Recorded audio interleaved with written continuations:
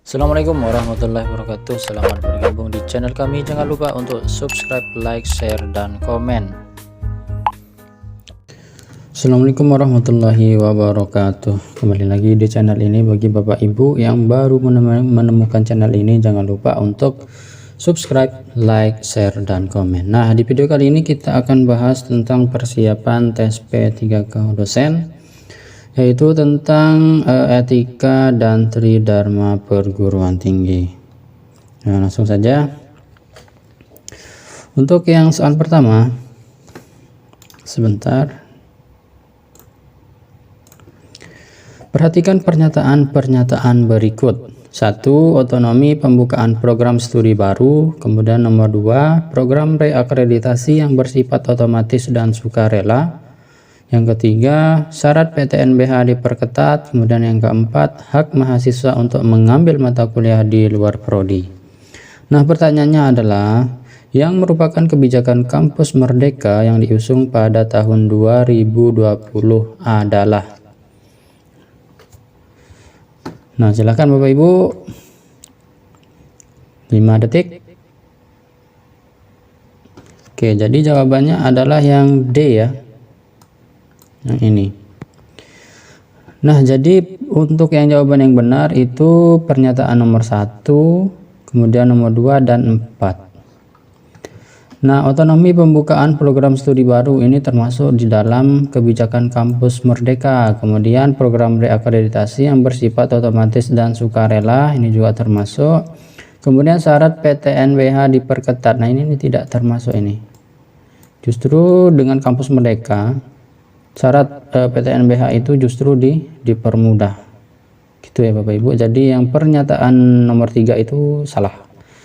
Nah, dari pernyataan yang ABC itu ada yang memiliki pernyataan A ini, berarti ini juga salah, kemudian B salah, kemudian yang C juga salah, kemudian semua pernyataan benar salah. Jadi jawabannya adalah yang D. Nah, ini pembahasannya. Jadi silakan Bapak Ibu yang belum punya itu silakan dipoto saja. Oke, sudah ya. Kemudian lanjut ke nomor selanjutnya. Nomor 2. Berikut beberapa kegiatan dosen. 1. Melaksanakan pengembangan hasil pendidikan dan penelitian. Kemudian nomor 2, membuat rencana dan karya teknologi yang dipatenkan. Nomor 3, memberi latihan atau penyuluhan penataran ceramah pada masyarakat. Kemudian yang keempat, membuat rancangan dan karya teknologi, rancangan dan karya seni monumental atau seni pertunjukan atau karya sastra. Kemudian yang kelima, melakukan kegiatan pengembangan diri untuk meningkatkan kompetensi. Nah, pertanyaannya adalah kegiatan yang menghasilkan angka kredit jabatan akademik pada unsur pelaksanaan pengabdian kepada masyarakat. Nah, silakan Bapak Ibu. Oke, jadi jawabannya adalah yang B ya, pernyataan 1 dan 3. Coba kita cek. Melaksanakan pengembangan hasil pendidikan dan penelitian. Nah, ini termasuk ke dalam unsur pelaksanaan pengabdian. Itu misalkan nanti adanya hilirisasi atau apa, itu termasuk di dalam pengabdian. Kemudian membuat rencana dan karya teknologi yang dipatenkan. Ini akan masuk di pendidikan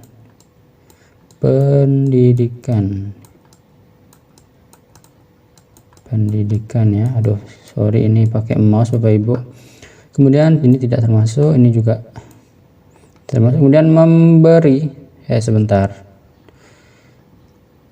ini termasuk tadi. Kemudian memberi latihan atau penyuluhan penataran atau ceramah pada masyarakat, ini termasuk, ini nomor 3. Kemudian yang keempat, membuat rancangan dan karya teknologi, rancangan dan karya seni monumental atau seni pertunjukan atau karya sastra. Nah, ini biasanya masuk di pendidikan ini. Kemudian yang kelima, melakukan kegiatan pengembangan diri untuk meningkatkan kompetensi. Nah, ini ada di unsur di pendidikan. Silahkan nanti Bapak Ibu itu ada PO PAK itu jelas nanti mana saja kegiatan yang termasuk di dalam 3 unsur gitu ya. Jadi jawabannya adalah yang B. Kita lanjut nomor 3. Beban kerja dosen adalah gambaran beban SKS dosen dalam melaksanakan Tridharma selama 1 semester ke depan dengan unsur-unsur utama terdiri dari yang A, pendidikan dan pengajaran, kemudian penelitian dan pengabdian kepada masyarakat, kemudian yang B, pendidikan, kerjasama dan pengabdian masyarakat, kemudian yang C, pendidikan, yang D, kerjasama, yang E, pengabdian kepada masyarakat. Ingat ya, Tridharma. Tridharma itu berarti ada 3 komponen yang dia tidak bisa dipisahkan. Apa saja itu? Yaitu pendidikan, kemudian penelitian, dan pengabdian masyarakat. Jadi jawabannya adalah yang A. Gitu ya. Kemudian selanjutnya untuk yang nomor 4. Batas rentang SKS untuk dosen adalah ini 3 SKS ini dari jawabannya sudah bisa dilihat Bapak Ibu mana jawaban yang benar. 6 SKS tentu ini salah. Kemudian yang C ini 6 sampai 12 SKS dalam 1 semester. Kemudian yang D 16 sampai 24 SKS dalam 1 semester. Kemudian 12 sampai 16 SKS dalam 1 semester. Jadi jawabannya adalah yang E ya Bapak Ibu. Yang ini. Itu silahkan Bapak Ibu, nanti di internet tuh banyak sekali. Kemudian selanjutnya yang nomor 5, berdasarkan data internet Worldstat, pengguna internet Indonesia mencapai 212,35 juta jiwa pada bulan Maret 2021. Berikut persentase penggunaan internet masyarakat Indonesia. Komunikasi 80%, bersantai 50%, media sosial 50%, browsing 30%, lainnya 25%, jual beli 15%. Pernyataan yang tepat mengenai penggunaan internet oleh masyarakat di Indonesia. Yang tepat ya. A. Kegiatan jual beli paling banyak menggunakan internet dibandingkan jual beli secara langsung. Jual beli lebih banyak dari internet. Jual beli 15%, internet berarti browsing gitu ya. Salah ya, jadi justru internet itu lebih besar daripada jual beli, berarti ini salah. Kemudian masyarakat yang B, masyarakat Indonesia lebih banyak menggunakan internet untuk aktivitas media sosial. Media sosial yang ini justru yang paling banyak itu untuk komunikasi, jadi yang B juga salah. Kemudian yang C, kegiatan browsing menjadi aktivitas paling sedikit. Nah, paling sedikit katanya. Justru yang paling sedikit itu adalah jual beli ya. Jadi ini yang C salah. Kemudian internet paling banyak digunakan oleh masyarakat Indonesia untuk kegiatan hiburan dan santai. Paling banyak katanya. Hiburan dan santai. Paling banyak. Ingat ya, paling banyak. Justru yang paling banyak itu untuk komunikasi. Ini salah juga. Kemudian penggunaan internet oleh masyarakat Indonesia untuk kegiatan jual beli masih rendah dibanding kegiatan media sosial. Jual beli masih rendah dibanding media sosial. Tadi benar ya. Jual beli 15%, kemudian media sosial 50%. Jadi jawabannya adalah yang E. Kemudian yang keenam. Amir merupakan dosen muda di kampus X. Suatu hari Amir mendapat tugas untuk menjadi dosen pembimbing pada kegiatan KKN tematik ke desa yang mana para mahasiswa bimbingannya merasa lingkungan dan budaya di desa tersebut berbeda dengan mereka sehingga mereka masih bingung dengan program yang bisa dilakukan. Yang harus dilakukan Amir adalah, nah ini kasusnya, jadi mahasiswa datang ke suatu desa kemudian mereka merasa asing. Gimana ya?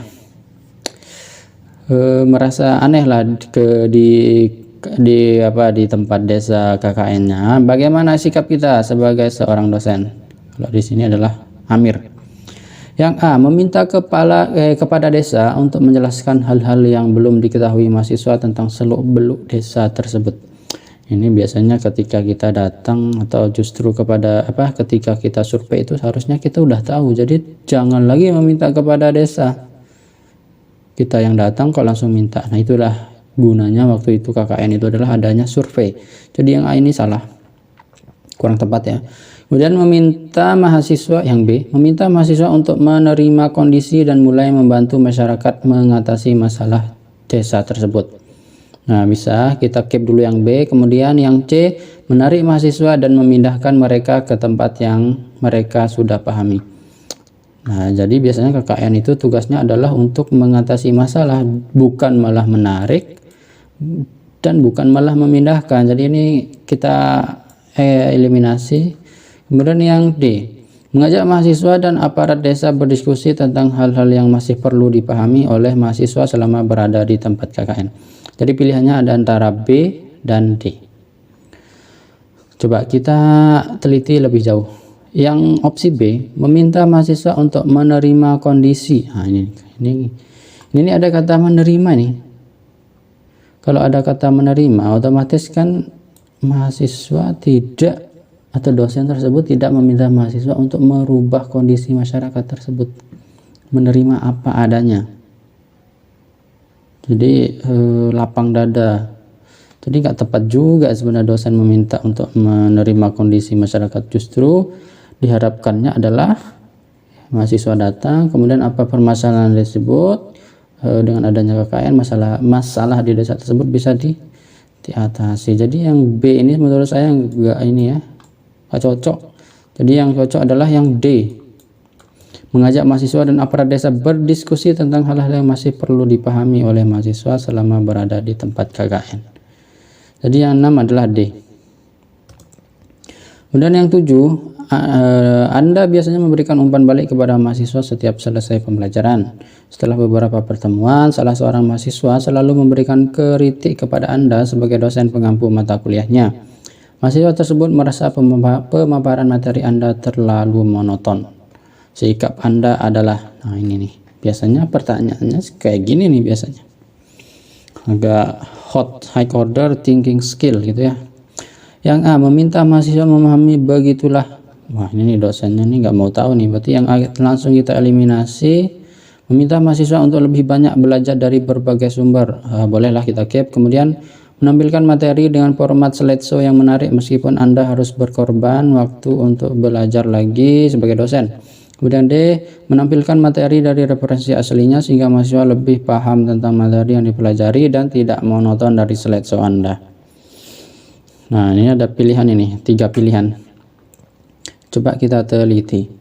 Yang B, meminta mahasiswa untuk lebih banyak belajar dari berbagai sumber. Sebenarnya kan yang permasalahannya ini adalah terlalu monoton, jadi ini nggak masuk ya sarannya. Yang B kita eliminasi. Kemudian menampilkan materi dengan format slideshow yang menarik meskipun Anda harus berkorban waktu untuk belajar lagi sebagai dosen. Ini ada kata harus berkorban, sebenarnya bukan berkorban ya. Kita membuat slideshow yang menarik, pemaparan materi yang bagus, sebenarnya itu adalah tugas dosen, bukan harus berkorban. Jadi yang C ini nggak sesuai menurut saya. Jadi yang nomor 7 itu jawabannya adalah yang D. Oke, demikian video kita pada kali ini. Jangan lupa untuk subscribe. Jika ada jawaban yang kurang tepat silahkan tulis jawabannya di kolom komentar. Terima kasih.